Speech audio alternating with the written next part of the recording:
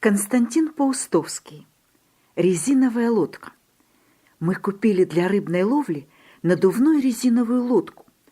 Купили мы ее еще зимой в Москве, но с тех пор не знали покоя. Больше всех волновался Рувим. Ему казалось, что за всю его жизнь не было такой затяжной и скучной весны, что снег нарочно тает очень медленно и что лето будет холодным и ненастным. Рувим хватался за голову и жаловался на дурные сны. То ему снилось, что большая щука таскает его вместе с резиновой лодкой по озеру, и лодка ныряет в воду и вылетает обратно с оглушительным бульканьем. То снился пронзительный разбойничий свист. Это из лодки, распоротой корягой, стремительно выходил воздух, и Рувим, спасаясь, суетливо плыл к берегу и держал в зубах коробку с папиросами. Страхи прошли только летом, когда мы привезли лодку в деревню и испытали ее на мелком месте около чертова моста. Десятки мальчишек плавали около лодки, свистели, хохотали и ныряли, чтобы увидеть лодку снизу. Лодка спокойно покачивалась, серая и толстая, похожая на черепаху. Белый мохнатый щенок с черными ушами, Мурзик, лаял на нее с берега и рыл задними лапами песок. Это значило, что Мурзик разлаялся не меньше, чем на час. Коровы на лугу подняли головы, и все, как по команде, перестали жевать. Бабы шли через чертов мост с кошелками. Они увидели резиновую лодку, завизжали и заругались на нас.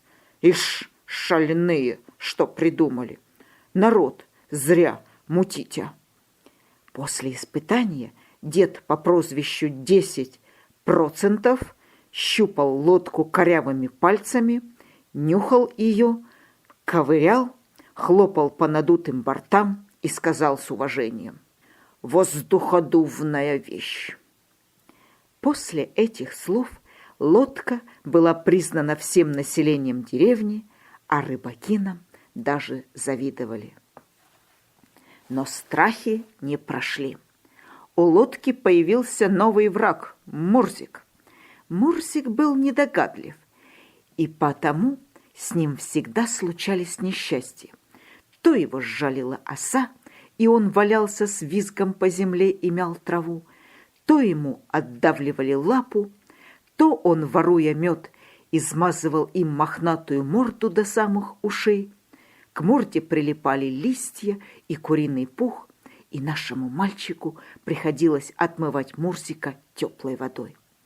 Но больше всего Мурзик изводил нас лаем и попытками сгрызть все, что ему попадалось под руку. Лаял он преимущественно на непонятные вещи: на черного кота Степана, на самовар, примус и на ходики. Кот сидел на окне, тщательно мылся и делал вид, что не слышит назойливого лая. Только одно ухо у него странно дрожало от ненависти и презрения к Мурзику. Иногда кот взглядывал на щенка скучающими наглыми глазами, как будто говорил Мурзику: «Отвяжись, а то я тебя так двину». Тогда Мурзик отскакивал и уже не лаял, а визжал, закрыв глаза. Кот поворачивался к Мурзику спиной и громко зевал. Всем своим видом он хотел унизить этого дурака, но Мурзик не унимался. Грыз Мурзик молча и долго. Изгрызенные и замусоленные вещи он всегда сносил в чулан, где мы их и находили. Так он сгрыз книжку стихов Веры Инбер, подтяжки Рувима и замечательный поплавок из иглы дикообраза. Я купил его случайно за 3 рубля. Наконец Мурзик добрался и до резиновой лодки. Он долго пытался ухватить ее за борт, но лодка была очень туго надута, и зубы скользили. Ухватить было не за что. Тогда Мурзик полез в лодку и нашел там единственную вещь, которую можно было сживать — резиновую пробку. Ею был заткнут клапан, выпускавший воздух. Мы в это время пили в саду чай и не подозревали ничего плохого. Мурзик лег, зажал пробку между лапами и заворчал. Пробка ему начинала нравиться. Он грыз ее долго. Резина не поддавалась.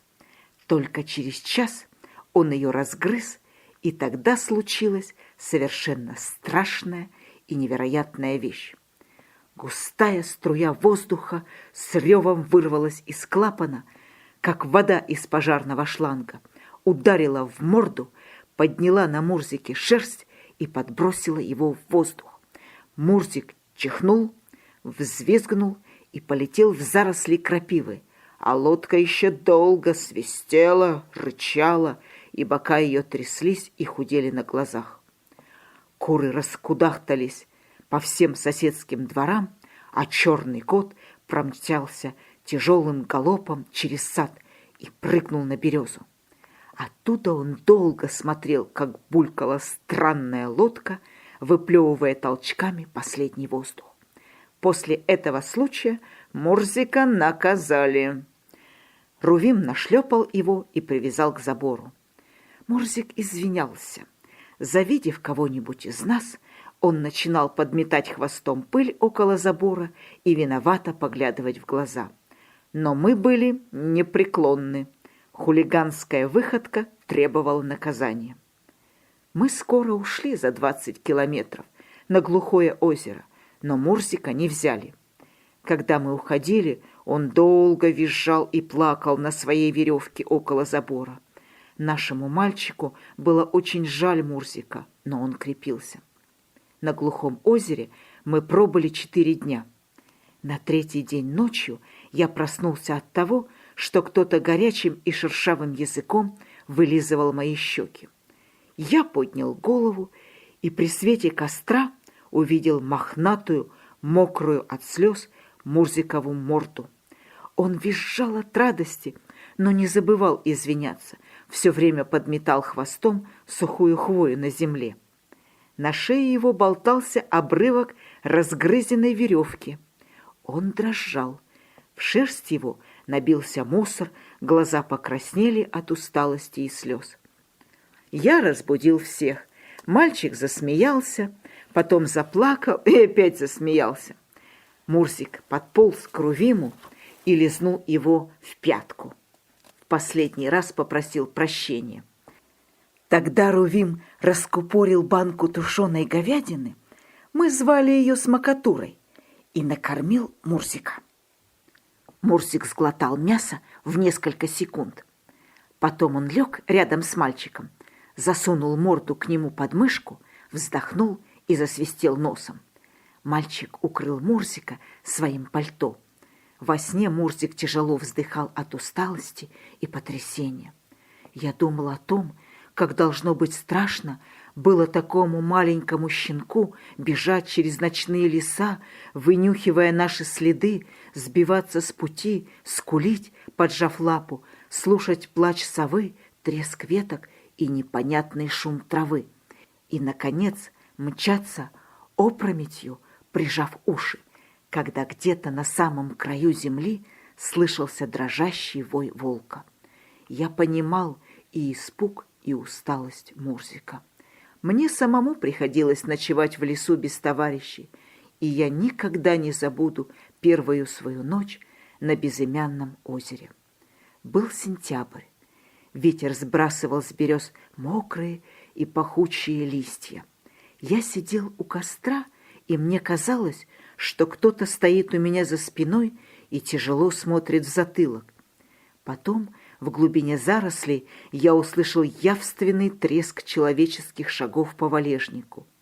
Я встал и, повинуясь необъяснимому и внезапному страху, залил костер, хотя и знал, что на десятки километров вокруг не было ни души. Я был совсем один в ночных лесах. Я просидел до рассвета у потухшего костра. В тумане, В осенней сырости над черной водой поднялась кровавая луна, и свет ее казался мне зловещим и мертвым. Когда мы возвращались с глухого озера, мы посадили Мурзика в резиновую лодку. Он сидел тихо, расставив лапы, искоса посматривал на клапан, вилял самым кончиком хвоста, но на всякий случай тихо ворчал. Он боялся, что клапан опять выкинет с ним какую-нибудь зверскую штуку. После этого случая Мурзик быстро привык к лодке и всегда спал в ней. Однажды кот Степан залез в лодку и тоже решил там поспать. Мурзик храбро бросился на кота. Кот со страшным шипом, будто кто-то плеснул воду на раскаленную сковороду с салом, вылетел из лодки и больше к ней не подходил, хотя ему иногда и очень хотелось поспать в ней. Кот только смотрел на лодку и Мурзика из зарослей лопухов с завистливыми глазами. Лодка дожила до конца лета. Она не лопнула и ни разу не напоролась на корягу. Рувим торжествовал. А Мурзика мы перед отъездом в Москву подарили нашему приятелю, Ване Малявину, внуку лесника с Урженского озера. Мурзик был деревенской собакой, и в Москве среди асфальта и грохота ему было бы трудно жить.